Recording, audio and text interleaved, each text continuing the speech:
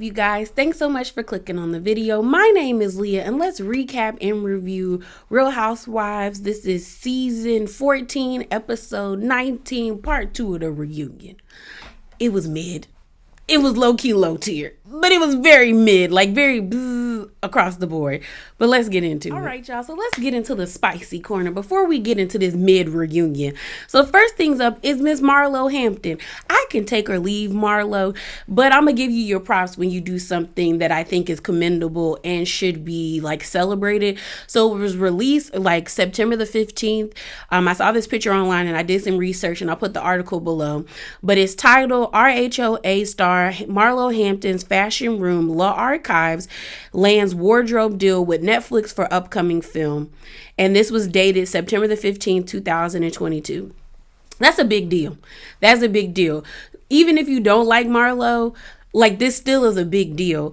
And this is what I wanted from Sheree. In a sense, it's like Marlo is a great definition. Even Kenya and Candy, like you have a product that you're passionate about. And once you're like, if you're passionate about it, it takes off because you're putting in so much work, and you're also, you make business deals based off of how well it's going to benefit you and benefit your consumer. Like that's why we have Kenya Moore Hair Care in CVS and things of that nature. And now look at Marlo. You know how many like shows Netflix shoots in a year? Like, and they gonna have some like high sedity, like highfalutin lady wearing, or men or woman or whoever wearing Marlo's garments, renting them. She gonna make a pretty penny. And if she can keep up this contract, then she can definitely go to other streaming services. So I hope she continues to grow. So kudos to Marlo. Next, let's talk about Miss Drew Sidora. Ew, Ralph's big-headed. Let me stop. So this was released on Twitter on the 18th by the RHOA or the ROA T. And it says, Drew releases merchandise referencing lines she said this season and during season 13. And I can say Drew is pretty. This half up, half down hairstyle is really pretty on her. But she has a shirt that says, I'm from Chicago, bitch. It looks like better quality than what Sheree has, but it looks good. It looks way better than what Sheree. At least it's ironed. It's ironed. Second, she has hoodies that says she invited me. It says she invited me and then uninvited me. And I do like the brown color, like the hoodie Ralph has on. It's crazy that I can tell that's Ralph's head.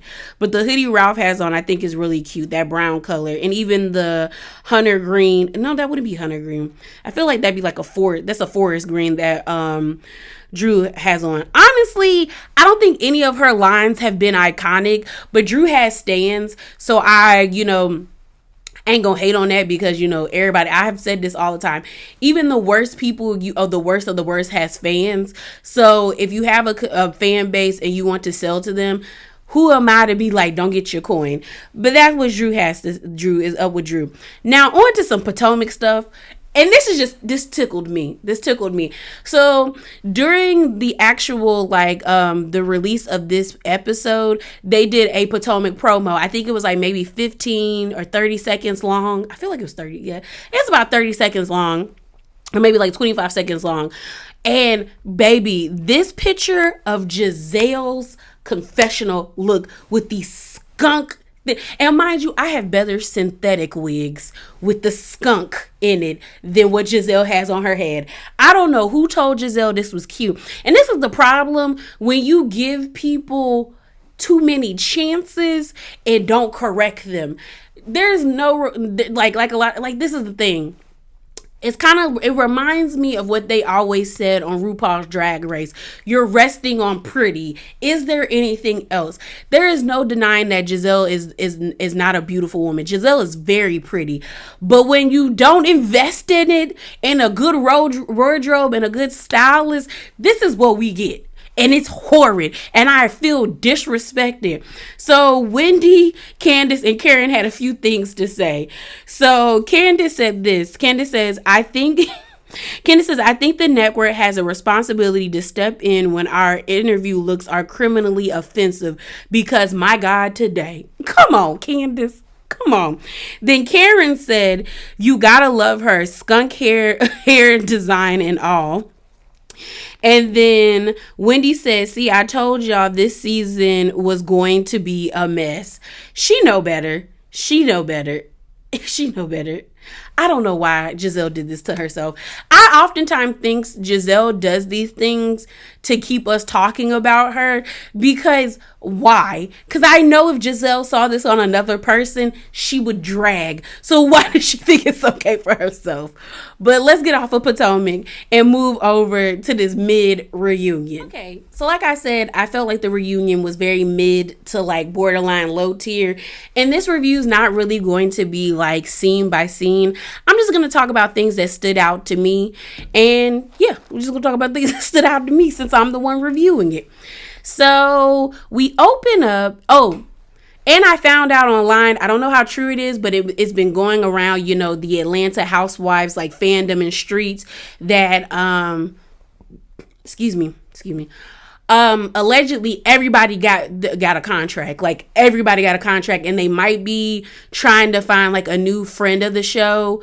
And I think Mayetta's coming back, but I don't know how true that is. But I've seen people say it like over and over on different like blog pages that are just solely dedicated to Housewives Atlanta Housewives. So I mean, I didn't think everybody was gonna come back. I've been telling y'all, I thought Sheree was gonna get demoted or let go, but hey, she gets to fight again. But I swear, for all that is good in this world, if Martell hops up on my screen, woo, the draggage I'm going to do to Sheree, because how dare you put that man on my show, Don't you do it? Don't you do it? I don't want to see that man on my TV screen. I do not. But like I said, this one's going to be a different one, because like I'm just going to talk about things that stood out to me. So we open up and they basically gave Marlo like a 20-minute segment to just talk about her life. Only two things happened on this show that gave me a solid cackle. Was when Kenya asked for a tissue and Andy said, Kenya, are you getting choked up? And she's like, no, my nose is cold. I screamed. I said, oh. And you could tell it hit Marlo, because Marlo was like, and I giggled. The other part was closer to the end of the episode, where Kenya and Marlo were going back and forth, and the way Marlo was being so condescending towards Kenya, when she was like, when Andy asked like, do you think you and Kenya could ever be friends? And she was like, no, Kenya is the best friend. And I just feel like she will never give me that opportunity. I've just done too many bad things to her. And I giggled and I cackled, because that's some shit I would do to somebody. Where someone would ask me a question where I'm like, no, we would never, like, you can tell we would never, like, she just can't deal with me. And I mean, I understand. That's something I would do to piss somebody off. So I screamed that like both Marlo and Kenya gave me a cute chuckle. Like those two times during the reunion. Other than that, the whole LaToya Hutchinson thing, that didn't even hit me. I was just like, oh, that probably is her name. That's probably in one of her aliases. Other than that, like, I really wasn't like, it didn't do nothing for me, y'all. It really didn't do nothing for me. And it's funny, because it's like I'm saying this didn't do nothing for me, and watch a video be like 40 minutes of me saying it didn't do nothing for me, but I'm going through everything. But like I said, the episode opens up and they basically just gave Marlo a segment to just talk about everything. And I still stand upon that. Like, I don't care that Marlo is exploiting her life in any way, because all of them are, like, everybody on reality TV is exploiting their life in some capacities. And like I said, some people are just taking it to a whole nother level, while others have found like an equilibrium, like the sweet spot in the middle. And then some people just not giving us nothing other than, like, first name, last name, and I got 3 kids, that type of stuff. So she's talking. I was kind of with Kenya, because at a point I got, like, what Candy said to me made the most sense. It's like, you've been through all these things, but yet you react the way that you do.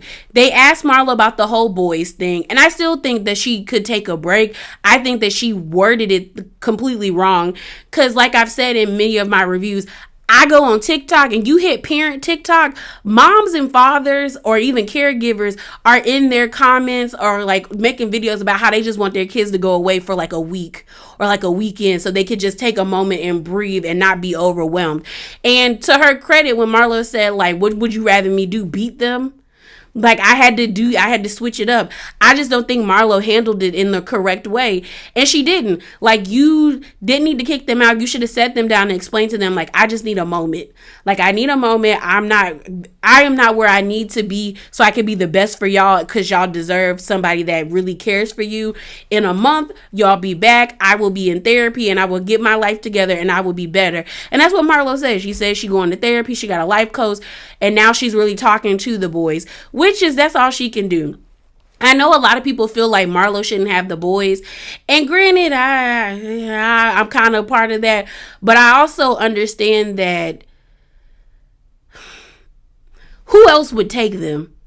Not saying that the boys are like horrible, but who else? It's either, I don't think kids who are a product of the foster care system that didn't have a good experience would just thrust their siblings into the foster or their nieces and nephews into the foster care system.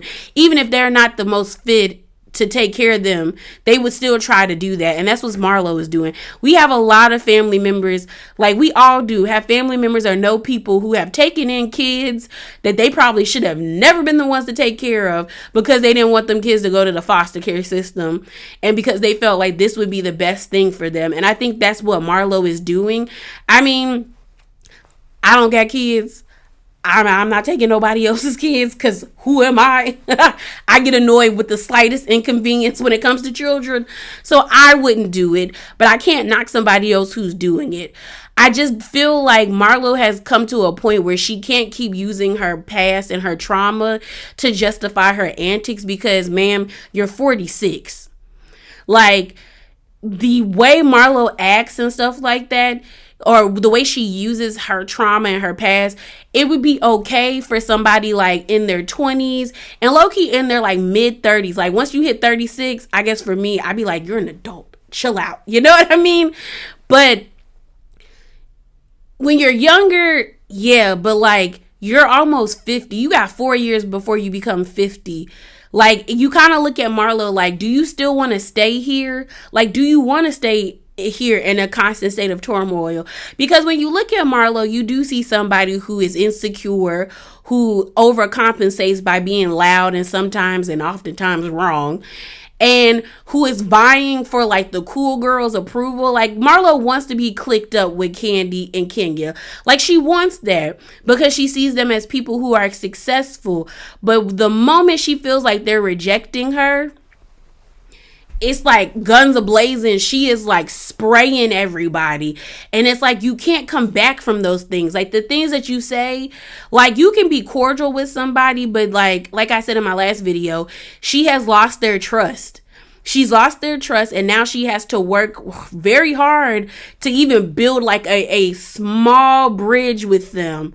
Like low-key a crosswalk, you know, to really get back to where she thought she was going to be.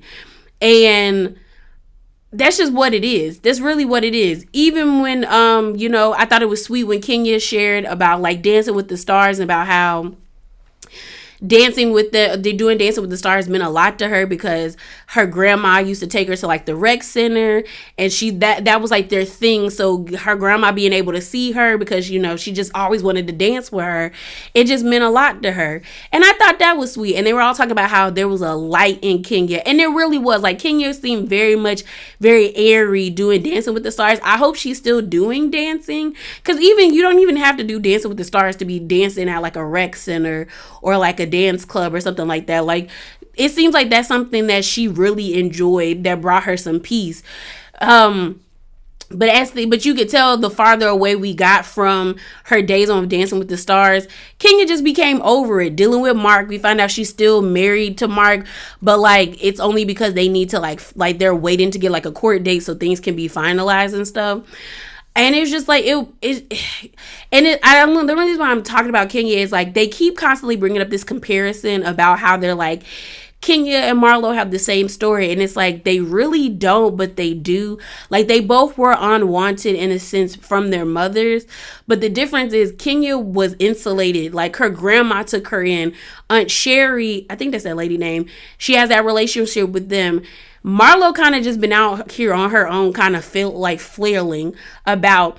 And it also makes people look at Marlo funny, where it's like, if you and Kenya had the same backstory, why you be so nasty with her?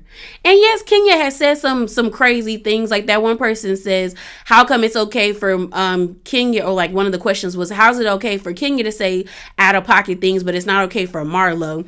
And I think it's within context. Like Marlo goes all the way to the gutter before like you get there. So it's like she takes you there already, and it's like we weren't even there yet. Like we weren't there yet. So why you hit the gas so fast, ma'am? But yeah, I just think I don't think they're coming back from this one. I don't. And then for Marlo to be like, Kenya didn't like that I was friends with Portia or something. But to be clear, Marlo, I don't see it for Portia. You did throw Portia under the bus. Like, you brought up the whole African thing. You was really coming at Portia. You and Portia already had issues before Kenya entered the chat last season. So you can't even do that. You can't even do that. They didn't bring up the whole burglary situation. I was glad Kenya cleared that up, because I did do one video where I talked about it, and I was like, Kenya was out of line for that. But it makes sense. Like all these people's houses were getting hit. We found out that Drew's house got hit with something, then Marlo, then Candy. And I think for Kenya was probably feeling like maybe the group was being targeted. So it was just like, why would you not give us information? But like Marlo said, the police told her not to, because they were doing an investigation and they didn't want anything to leak or let the people know that they were on to them. But I'm glad that they're okay. We did get some scene where Martell called, which was so staged, because it was like, girl. And this was like, why does everybody have their phone? Why does everybody have their phone? We then talk about Sanya, how she felt. She cleared up the whole thing about making Kenya feel a type of way about not being a couples, or like, a +1 versus +1. And Sanya basically apologized. She was just like, I didn't mean it that way. I was just trying to like let you know that you could bring a date, but I should have said +1, because I was saying +1 to Marlo and Sheree, and like that was wrong of me. Like I didn't. Sonya was like, once I watched it back, I realized I was harping on it too much, and that's what made you like feel offended. And Andy asked Kenya like, did she regret hanging up on her, and she said no. And Sonya kind of looked at her, and I said, girl, you better learn. You better learn.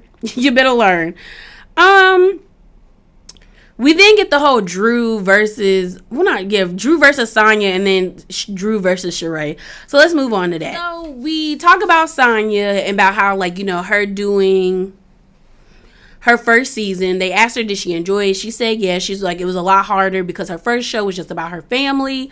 But, it was about her family. It's different when you're in a cast. She also was talking about, like, Andy asked her, like, what's harder, being an Olympian or, like, being, like, a wife and a mother, something along that lines. And she said being a wife and a mother, because she was, like, she felt like she was born to run. She was, like, it's so easy because everything is set for you, whereas when you're married or have kids, no one really has the best plan or, like, the blueprint for it. They then get on the topic about how Ross and the whole Kenya situation, where he stood up and was telling him to get off his wife in Jamaica. And Sonya defended her husband. Even Kenya was like, she doesn't even think Ross is like aggressive or like mean or anything like that. Like, she was like, it just threw her off because he don't say no more than like 2 words. And, you respect it because, he was protecting his wife because she thought she was like, getting railroaded. But they moved on for that. Then they get the whole topic about Drew. Drew is an actor, and I feel like Drew doesn't like realize some of the things she says.